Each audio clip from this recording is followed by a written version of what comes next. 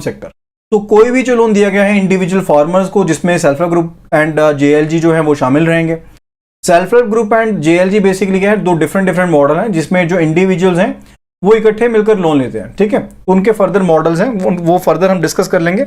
लेकिन फिलहाल के लिए जो समझने वाली बात है कि जो इंडिविजुअल फार्मर्स हैं वो, एंड उसमें जो ग्रुप्स हैं that is SHG and JLG भी शामिल है, यानी कि ग्रुप ऑफ इंडिविजुअल फार्मर्स शामिल है, या कोई प्रोप्राइटरशिप फर्म होगी फार्मर्स की जो डायरेक्टली एग्रीकल्चर या फिर अलाइड एक्टिविटीज में एंगेज हैं, जैसे कि dairy, fishery, animal husbandry, poultry, bee keeping, sericulture. तो वो सभी किसके अंडर आते हैं? फार्म क्रेडिट में, डायरेक्ट फाइनेंस में कवर होते हैं। फर्दर इसमें कोई भी आप क्रॉप लोन देते हैं प्रोडक्शन के लिए, हार्वेस्टिंग के लिए, जिसमें ट्रेडिशनल या फिर नॉन ट्रेडिशनल जो प्लांटेशन है, हॉर्टिकल्चर है, वो सब चीज़ शामिल है। या फिर कोई लोन दिया गया है अलाइड एक्टिविटीज के लिए, वो भी इसमें शामिल है। इसी तरह से कोई मीडियम या फिर लॉन्ग टर्म लोन दिया गया है एग्रीकल्चर के लिए, अलाइड एक्टिविटीज के लिए, लाइकवाइज कोई एग्रीकल्चर इंप्लीमेंट को परचेज करना है, मशीनरी परचेज करनी है, इरिगेशन के लिए लोन चाहिए, लैंड डेवलपमेंट एक्टिविटीज के लिए लोन चाहिए, लैंड लेवलिंग के लिए हो सकता है। इसी तरह से डेवलपमेंट के लिए आपको लोन चाहिए for the allied activities, allied activities की डेवलपमेंट के लिए शेड बनाना है, कोई चीज़ करनी है, तो वो भी किसमें? एग्रीकल्चर में शामिल होगा। इसी तरह से अगर आप फार्मर्स को लोन दे रहे हैं pre and post harvest activities के लिए, स्प्रेइंग के लिए, फर्टिलाइजर्स को परचेज करने के लिए, ग्रेडिंग के लिए, ट्रांसपोर्टेशन के लिए, वो भी इसमें शामिल रहेगा।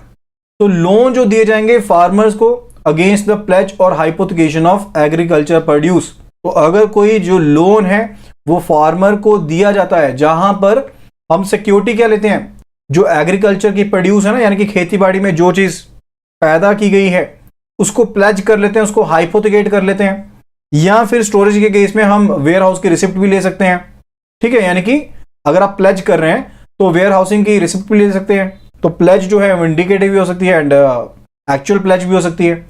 जहां पर जो टोटल पीरियड है वो 12 महीने से एक्सीड नहीं कर रहा, वो भी किसमें आएगा? Priority sector lending and farm credit में आएगा। इसी तरह से कोई लोन दिया गया है डिस्ट्रेस्ड फार्मर्स को। डिस्ट्रेस्ड फार्मर मतलब जो कि नॉन इंस्टीट्यूशनल लेंडर है, यानी कि किसी इंस्टीट्यूशन को बिलोंग नहीं करते हैं, जो बहुत ज्यादा हाई रेट ऑफ इंटरेस्ट के ऊपर लोन जो है वो प्रोवाइड कर रहे हैं फार्मर्स को, उनके चंगुल से बचाने के लिए जो लोन उनको दिया गया। लाइकवाइज एक जो लोन था वो एक नॉन इंस्टीट्यूशन लेंडर ने दिया है फार्मर को। अब फार्मर तो सिर्फ और सिर्फ इंटरेस्ट ही भर पा रहा है, इसका प्रिंसिपल तो पे कर ही नहीं पा रहा, इतना ज्यादा इंटरेस्ट चार्ज किया जा रहा है। तो ऐसे फार्मर को भी यहां पर जो बैंक है वो लोन प्रोवाइड कर सकता है। तो इस तरह का जो लोन दिया गया है फार्मर को वो भी इसमें शामिल होगा। इसी तरह से कोई लोन दिया गया फार्मर को अंडर द किसान क्रेडिट कार्ड स्कीम, वो भी इसमें शामिल रहेगा। केसीसी स्कीम जिसे हम कहते हैं उसके अंदर दिया गया वो भी इसमें शामिल रहेगा। इसी तरह से जो लोन दिया जाता है स्मॉल एंड मार्जिनल फार्मर्स को for purchase of land for agriculture purpose, यानी कि खेती बाड़ी करने के पर्पज से अगर उन्होंने जमीन को परचेज किया है तो इस तरह के लोन भी किसमें शामिल होंगे? फार्म क्रेडिट में शामिल होंगे। सो मार्जिनल फार्मर कौन से होते हैं? जहां पर जो लैंड होल्डिंग है वो 1 हेक्टेयर तक है। Land holding is up to 1 hectare. अगर एकर्स में लिखें तो उसे हम कह सकते हैं 2.5 एकर्स। एंड स्मॉल फार्मर्स कौन है? जहां पर जो लैंड होल्डिंग है that is above 2.5 up to 5 acres, यानी कि जिनकी लैंड होल्डिंग जो है वो 2 हेक्टेयर है, 2 हेक्टेयर तक है, वो क्या है? Small farmers. ठीक है, तो हमने यहां पर 7 कैटेगरीज पढ़ी हैं जिनको हम डायरेक्ट फार्म क्रेडिट में शामिल करते हैं। लाइकवाइज पहला हमने पढ़ा कि जो आपको क्रॉप लोन दे रहे हैं, ठीक है। सेकेंडली हमने पढ़ा कि जो आप मीडियम एंड लॉन्ग टर्म दे रहे हैं अलाइड एक्टिविटीज के लिए, चाहे मशीनरी परचेज करनी है और चीजें परचेज करनी है। थर्ड जो pre harvest and post harvest activities के लिए दे रहे हैं। फोर्थ हमने पढ़ा कि जो 50 लाख रुपीज तक आप दे रहे हैं अगेंस्ट द हाइपोथिकेशन और pledge of the agriculture produce, ठीक है। फिफ्थ जहां पर आप डिस्ट्रेस्ड फार्मर्स को लोन दे रहे हैं जो ऑलरेडी इंडेप्टेड है to the non institutional lenders. Six हमने पढ़ा रिगार्डिंग द केसीसी स्कीम जो किसान क्रेडिट कार्ड स्कीम में आते हैं। सेवंथ हमने पढ़ा रिगार्डिंग कि जो लोन आप स्मॉल एंड मार्जिनल फार्मर्स को दे रहे हैं जिसके थ्रू वो एग्रीकल्चर पर्पसेस के लिए जमीन को परचेज कर पाएंगे, ठीक है। तो ये सभी 7 किस में आते हैं? कैटेगरीज किस में आती हैं? फार्म क्रेडिट में ही शामिल है। ओके, फार्म क्रेडिट में शामिल है। इंडिविजुअल फार्मर्स के केस में हम कह रहे हैं। ओके, अभी बात करते हैं रिगार्डिंग द सेकंड थिंग। तो सेकंड में क्या है कि जो लोन आप दे रहे हैं कॉर्पोरेट फार्मर्स को या फिर फार्मर प्रोड्यूसर की ऑर्गेनाइजेशंस हैं या फिर कंपनीज हैं इंडिविजुअल फार्मर्स की, कंपनीज हैं इंडिविजुअल फार्मर्स की, पार्टनरशिप फर्म्स हैं, या फिर कॉपरेटिव्स हैं फार्मर के जो डायरेक्टली एंगेज हैं किसमें, एग्रीकल्चर में, डायरेक्टली या फिर अलाइड एक्टिविटीज में लगे हुए हैं। ओके, तो यहां पर जो एग्रीगेट लिमिट है that is up to 2 crore rupees per borrower. Aggregate limit कितनी है, 2 करोड़ रुपीज है पर बोरवर, जिसे प्रायोरिटी सेक्टर लैंडिंग में इंक्लूड किया जाएगा। तो इसमें कौन कौन सी चीजें आती हैं, जो क्रॉप लोन दिए गए हैं फार्मर्स को, जहां पर traditional, non traditional, plantation, horticulture चीजें की एक्टिविटी कंबाइंड हो रही हैं। इसी तरह से सेकंड इट इज जहां पर मीडियम टर्म, लॉन्ग टर्म आप लोन दे रहे हैं, ताकि जो एग्रीकल्चर से अलाइड एक्टिविटी से रिलेटेड जो भी आपने एग्रीकल्चर इंप्लीमेंट है, मशीनरी है, उसे परचेज करना है, डेवलपमेंट एक्टिविटीज के लिए आपने परचेज करनी है चीजें, या फिर अलाइड एक्टिविटीज की डेवलपमेंट के लिए आपने लोन लेना है। थर्ड इट इज रिगार्डिंग जो लोन दिए जा रहे हैं फार्मर्स को pre harvest and post harvest activities के लिए, ठीक है, जिसमें स्प्रेइंग हो गया, वीडिंग हो गया, ग्रेडिंग हो गया, ट्रांसपोर्टिंग हो गया, ये सब चीजें शामिल रहेंगी। इसी तरह से जो लोन दिए जा रहे हैं अप टू ₹50 लाख, जहां पर आप प्रोड्यूस की प्लेज करके या हाइपोथिकेशन करके 50 लाख रुपए का लोन देंगे, जिसका टाइम पीरियड जो है वो 12 महीने से ज्यादा नहीं होगा, वो भी इस पे शामिल रहेगा। सो डिफरेंस क्या है, डिफरेंस ये है कि पहले केस में हम बात कर रहे थे रिगार्डिंग द इंडिविजुअल्स, तो यहां पर हम लोन टू इंडिविजुअल फार्मर्स की बात कर रहे थे, जिसमें JLG, SHG भी शामिल हो सकते हैं। लेकिन सेकंड केस में हम बात कर रहे हैं regarding the loan to corporate farmers, farmers की प्रोड्यूसर ऑर्गेनाइजेशंस हैं, कंपनीज हैं, इंडिविजुअल फार्मर्स की कंपनीज होगी, पार्टनरशिप फर्म्स होगी, कॉपरेटिव्स होंगे फार्मर्स के, जो डायरेक्टली लगे हुए हैं एग्रीकल्चर में, अलाइड एक्टिविटीज में, ठीक है, उनकी बात कर रहे थे। तो फार्म क्रेडिट के बाद जो सेकंड कैटेगरी आती है एग्रीकल्चर के केस में, दैट इज एग्रीकल्चर इंफ्रास्ट्रक्चर। तो यहां पर अगर कोई लोन दिया जाता है स्टोरेज फैसिलिटी को बनाने के लिए, लाइकवाइज वेयर हाउस बनाने हैं, मार्केट यार्ड बनाना है, गोडाउन बनाने हैं, सेल हाउस क्रिएट करना है, तो इनकी कंस्ट्रक्शन के लिए जो लोन दिया जाता है, जिसमें कोल्ड स्टोरेज यूनिट भी शामिल हो सकते हैं, कोल्ड स्टोरेज चेन भी शामिल हो सकते हैं, जहां पर एग्रीकल्चर प्रोड्यूस को, प्रोडक्ट्स को रखा जाना है, स्टोर किया जाना है, ठीक है, उसके रिगार्डिंग जो लोन दिया जाएगा वो एग्रीकल्चर इंफ्रास्ट्रक्चर में शामिल होगा। इसी तरह से कोई सॉइल की कंजर्वेशन से रिलेटेड या फिर वाटरशेड डेवलपमेंट से रिलेटेड है कोई प्रोजेक्ट, तो वो भी एग्रीकल्चर इंफ्रास्ट्रक्चर में शामिल होगा।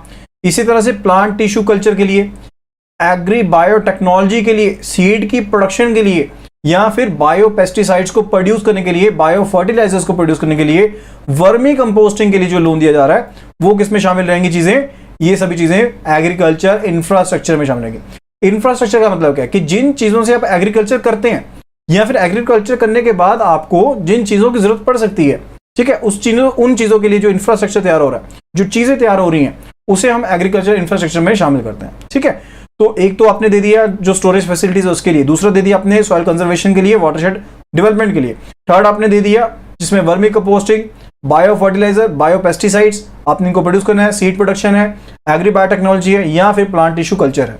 तो यहां पर जो एग्रीगेट सैंक्शन लिमिट है, यानी कि इन तीनों का जो एग्रीगेट सैंक्शन लिमिट, तीनों सेक्टर्स की बात कर रहे हैं एग्रीकल्चर के, जो सैंक्शन लिमिट है वो 100 करोड़ रुपीस पर बोरो तक हो सकती है from the banking system. Okay, next it is about the ancillary activities. तो थर्ड पार्ट था एंसिलरी एक्टिविटीज का। तो यहां पर जो कोई भी लोन है जो 5 करोड़ तक है, जो दिए जाते हैं कोऑपरेटिव सोसाइटीज को, यानी कि जो फार्मर्स की कोऑपरेटिव सोसाइटीज हैं, ताकि वो मेंबर्स की जो प्रोड्यूस है उसे डिस्पोज कर पाए। तो कोऑपरेटिव सोसाइटी क्या रहती है, यानी कि एक सोसाइटी है, इसमें डिफरेंट फार्मर्स के मेंबर्स हैं, डिफरेंट फार्मर्स के हैं मेंबर्स हैं। तो यहां पर एंसिलरी एक्टिविटीज के थ्रू ये जो कोऑपरेटिव सोसाइटी है, अगर इसे 5 करोड़ तक का लोन दिया गया है, जिसके थ्रू ये अपने मेंबर्स की जो प्रोड्यूस है, क्योंकि ये सभी फार्मर्स हैं तो ये प्रोड्यूस लेकर आएंगे, अब इनकी प्रोड्यूस को कौन यहां पर मैनेज करेगा, सोसाइटी मैनेज करेगी। तो इनको 5 करोड़ तक का कोऑपरेटिव सोसाइटीज ऑफ फार्मर्स को लोन दिया जा सकता है। ओके, इसी तरह से अगर कोई एग्री क्लिनिक सेटअप करना है, कोई एग्री बिजनेस सेंटर सेटअप करना है, तो उसके लिए लोन दिया जा सकता है।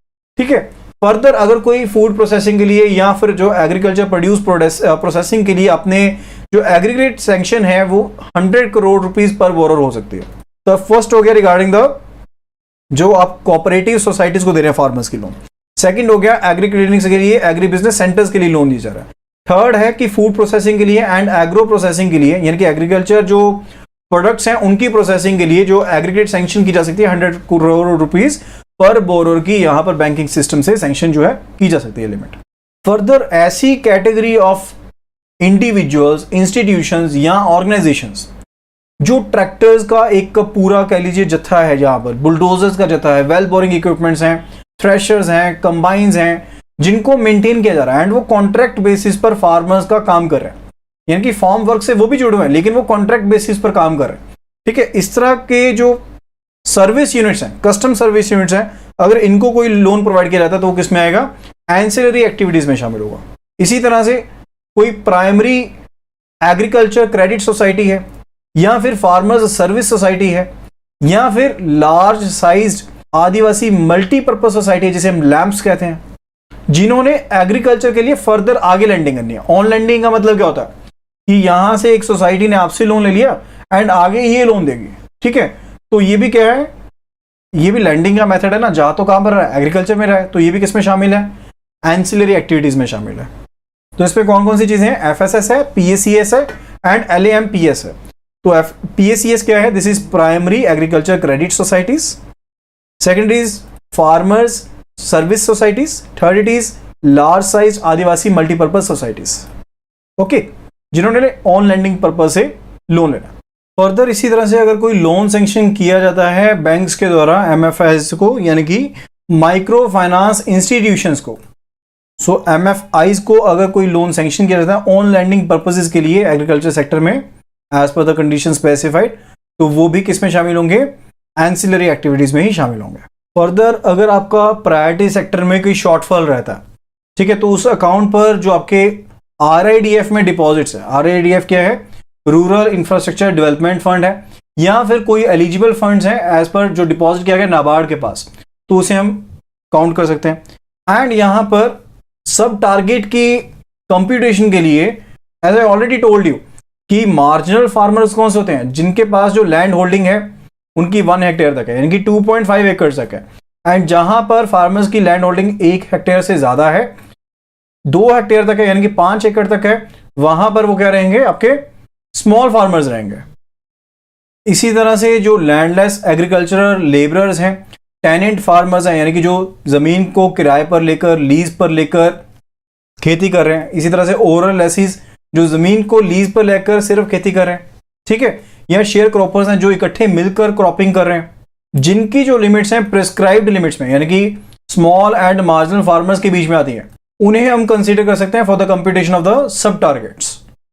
इसी तरह से अगर कोई लोन दिया गया है सेल्फ हेल्प ग्रुप्स को, ज्वाइंट लायबिलिटी ग्रुप्स को, group of individual small and marginal farmers को डायरेक्टली जो कि इंगेज है एग्रीकल्चर में, अलाइड एक्टिविटीज में, प्रोवाइडेड कि जो बैंक है उन्होंने डिसएग्रीगेटेड जो डाटा है इस तरह के लोन्स का वो मेंटेन करके रखा है। तो इस तरह के जो लोन है जो एसएचजी में दिए गए हैं एग्रीकल्चर के लिए, अलाइड एक्टिविटीज के लिए, डायरेक्ट एग्रीकल्चर के लिए, ठीक है, उनको भी कंसीडर किया जा सकता है।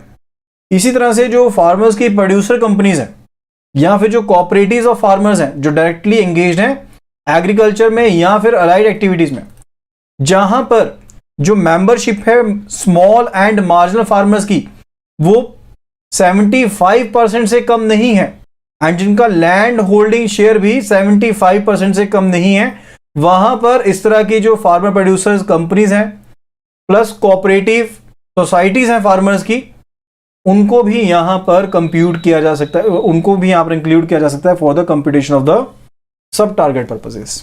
Next it is regarding the MSMEs, that is micro small and medium enterprises. तो यहां पर जो गाइडलाइंस है regarding the definition of MSME वो फिलहाल में चेंज हो गई है। तो जो रिवाइज्ड क्लासिफिकेशन MSME की मैन्युफैक्चरिंग के लिए, सर्विस सेक्टर के लिए, for the micro small medium enterprises, तो इस हिसाब से जहां पर जो इन्वेस्टमेंट है वो 1 लाख से कम है, 1 करोड़ से कम है एंड जो टर्नओवर है वो 5 करोड़ से कम है। तो जहां पर जो इन्वेस्टमेंट है इसको हम आई लिख सकते हैं इन्वेस्टमेंट को एंड टर्नओवर को टी डिनोट कर देंगे। तो जहां पर 1 करोड़ से कम है अप टू 1 करोड़ इन्वेस्टमेंट है एंड जो टर्नओवर है वो 5 करोड़ तक है, तो वो क्या रहेगा आपका माइक्रो एंटरप्राइज होगी, सर्विस सेक्टर के लिए भी एंड मैन्युफैक्चरिंग सेक्टर के लिए भी। एंड स्मॉल सेक्टर के लिए जो इन्वेस्टमेंट है जहां पर 1 करोड़ से ज्यादा है लेकिन 10 करोड़ से कम है, less than 10 crore, and further जो टर्नओवर है that is lesser than 50 crore, यानी कि 10 टाइम्स कर देना है, यानी कि जितना माइक्रो में था उससे 10 टाइम्स कर देना है, that is 1 into 10 is equal to 10 crore, 5 into 10 is equal to 50 crore. तो जहां पर जो इन्वेस्टमेंट है वो 10 करोड़ से कम है एंड टर्नओवर जो है वो 50 करोड़ से कम है, वो स्मॉल एंटरप्राइजेज है। एंड मीडियम एंटरप्राइजेज में कैलकुलेट करने के लिए डबल कर देना है, ठीक है। सो मीडियम एंटरप्राइजेज वो एंटरप्राइजेज जहां पर जो इन्वेस्टमेंट है वो 20 करोड़ से कम है एंड जो टर्नओवर है वो 100 करोड़ से कम है, वो मीडियम एंटरप्राइजेज रहेंगी।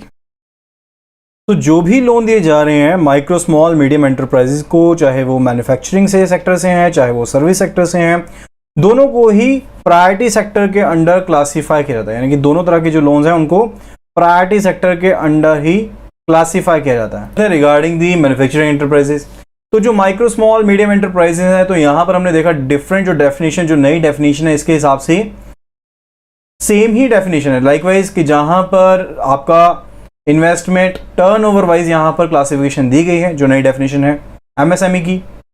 सो वो माइक्रो स्मॉल मीडियम एंटरप्राइजेज जो एंगेज हैं मैन्युफैक्चर करने में या फिर गुड्स की प्रोडक्शन में एंगेज हैं किसी भी इंडस्ट्री की, जिनको स्पेसिफाई किया गया है first schedule to the industries development and regulation act में, ठीक है, या फिर अगर नोटिफाई किया जाता है गवर्नमेंट के द्वारा टाइम टू टाइम, तो वो सभी क्या है, मैन्युफैक्चर एंटरप्राइजेज है। इसी तरह से सभी तरह के लोन जो एमएसएमई को प्रोवाइड किए जा रहे हैं, जो सर्विसेज को प्रोवाइड करने में या उनको रेंडर करने में एंगेज हैं, जिनको डिफाइन किया गया है इन्वेस्टमेंट एंड टर्नओवर के तरह से एमएसएमई एक्ट में, वो प्रायोरिटी सेक्टर के अंडर क्वालिफाई करेंगे।